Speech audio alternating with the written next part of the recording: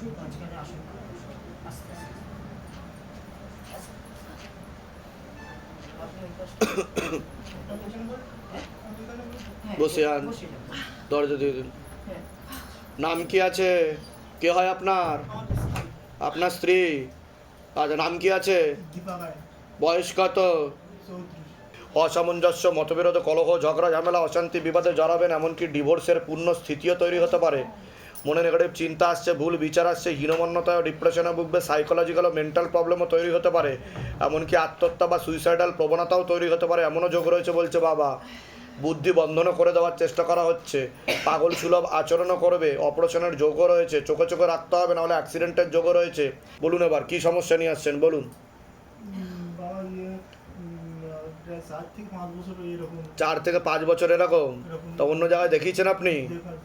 লাভের লাভ কিছু হয়নি, তাই তো? ডাক্তার দেখিয়েছেন? ডাক্তার কি বলেছে? নার্ভের সমস্যা বলছে। তা ডাক্তার ঠিক করতে পেরেছে ওষুধ দিয়ে?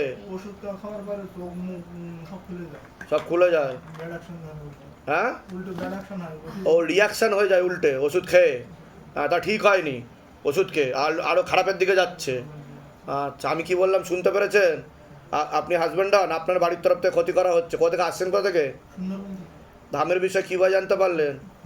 নিজেদের বাড়ি?